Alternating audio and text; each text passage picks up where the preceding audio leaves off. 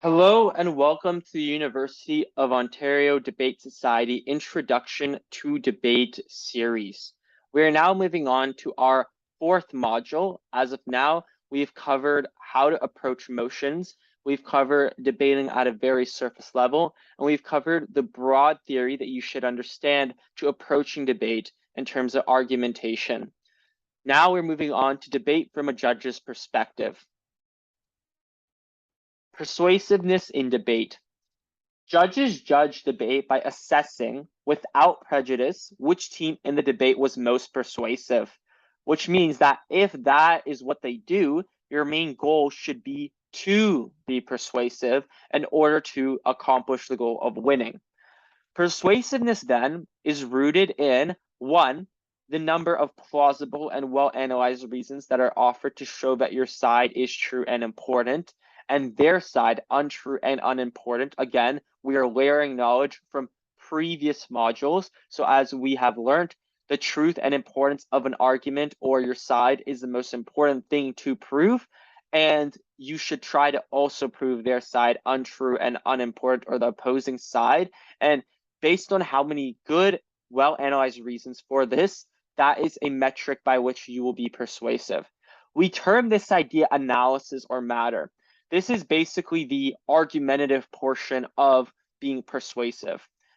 Secondly, there's a clarity and rhetorical power with which these reasons are explained, which we dub style or manner. So this is how you say things. The easiest way to conceptualize this is that for someone to be persuasive, generally speaking, they are probably saying stuff logically or by reason or some kind of appeal that is persuasive, but they also typically sound good. They sound professional. It's easy to follow, etc. They try to keep your attention.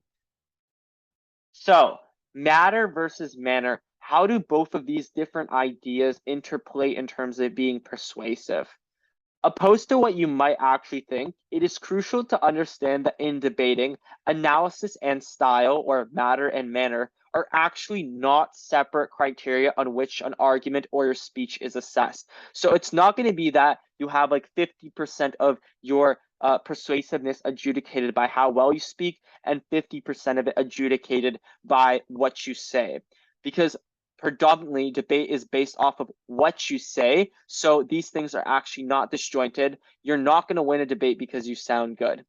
It is not possible for an argument to be persuasive merely because it was stylish, as there's nothing persuasive about a clear and powerful sentence that is not a reason for an argument. So if you just say a bunch of mumbo jumbo political stuff that sounds really appealing to the ear, but it's not actually forwarding an argument that is logical and convincing, then that's not going to do anything for you in terms of winning. But likewise, reasons for an argument that people cannot fully understand is not really persuasive.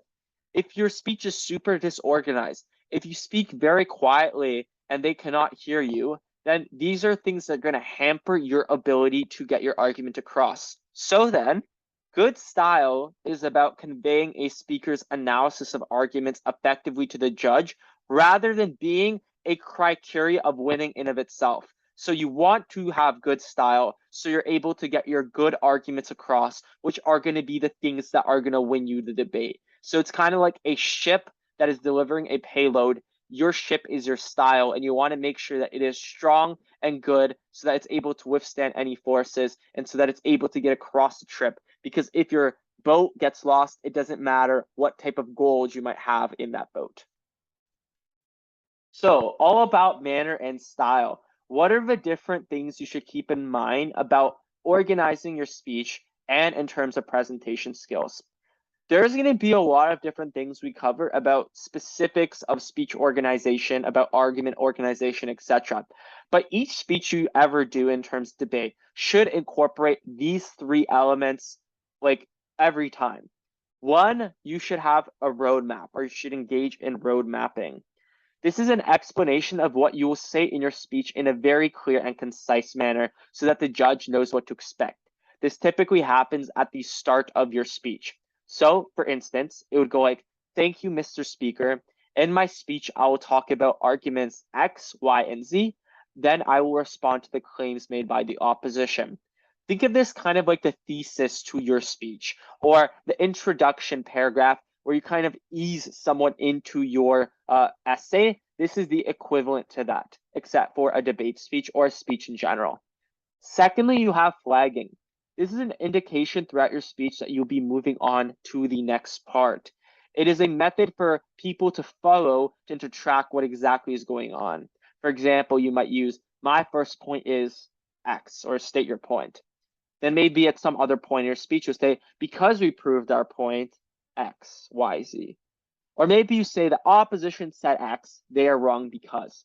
These are all examples of flagging because you're basically putting a flag down indicating that you are at a new point in the speech. It helps people track and follow because it allows them to understand when you're transitioning. The way that I like to conceptualize this in terms of an essay, which again is a great analogy for this whole organization aspect of debating, is that it's like having that first sentence with each argumentative paragraph where you're kind of restating what you're going to be saying in terms of that paragraph or summarizing it, or maybe the conclusion where you wrap things up. It's just stuff that keeps the individual tracking your speech in the flow and understanding what's going on. Next, we have conclusion. This is a summary of what was said and a reaffirmation of your side. So this is where you end off your speech. You say maybe, today I have proven to you X, Y, and Z, so the same arguments you talked about throughout the speech. And for all these reasons, we beg to propose or oppose.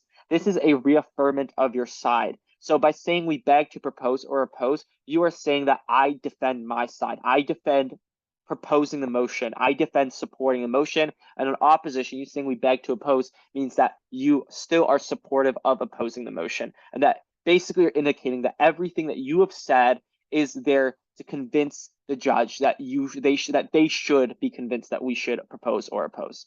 So you're asking them to.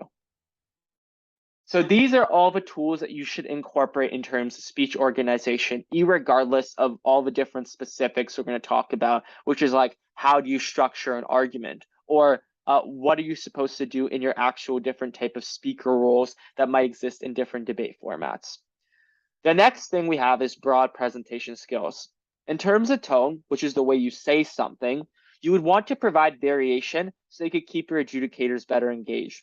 Note how maybe you've had a teacher or a professor in high school, university, elementary school, etc., that has talked monotone and how boring it was to listen to them. You don't want to bore your judge. The reality is judges are human. They might not be able to process everything super well. So if you keep them entertained as well as possible, again, not to the detriment of your quality of your speech, then that is obviously going to help you. You want to sound composed and professional because that is a type of activity you're in, and that is a type of demeanor that we typically follow. Speed-wise, you could choose the speed at which you speak, the pace. Speaking quick in debate is fine, so long as it's not coming at the cost of understandability. So as you might notice, at the start, when you debate, you might have a difficult challenge trying to fill up the time that you need or the time you're allotted. But as you move on, you're going to have 7 minutes, let's just say hypothetically, and it's going to become hard for you to completely fill all your material in, so you're going to speak quicker. Again, okay, as long as you are understandable. Volume is the loudness at which you speak. So avoid pitfalls like the shouty speaker who is too aggressive. There's nothing wrong with being passionate in debate, but yelling at the other side probably will not come across well. And the whisperer, whereas you are too quiet for the other side to understand, or the judges. And this again will come potentially at the detriment to the understandability of your case. You also want variations in volume in order to emphasize important parts of your speech. Maybe you have some kind of rhetorical appeal that you include in some portion, and you really want to emphasize it by getting a little bit louder. Body language is the way you move and use gestures. You should use it sparsely to support or amplify what you say, and it should never be there to distract.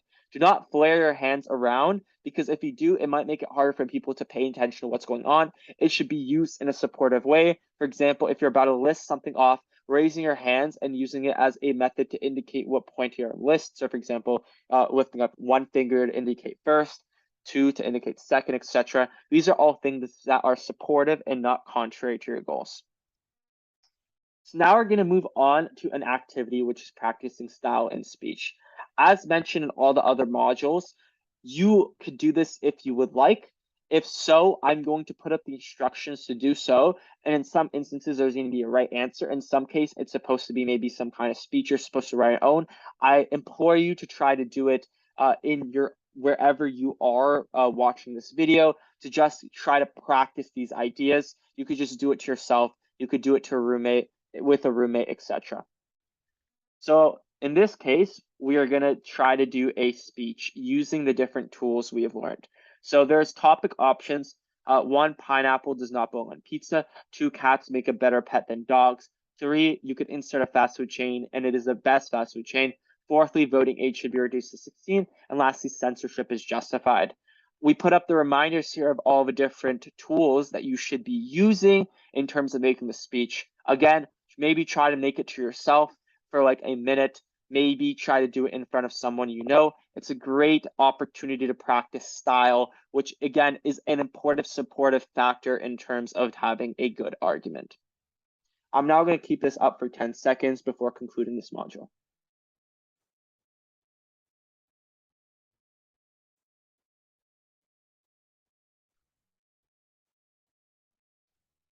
So overall, in this module, we talked about how style acts as a supportive role to what you say, how you say things is actually important to delivering what you say. In the next module, we're going to cover more about what you should say and how to get good analysis. But again, prior to understanding that, it's important to understand how you should try to say things and in what way you should deliver it. Thank you.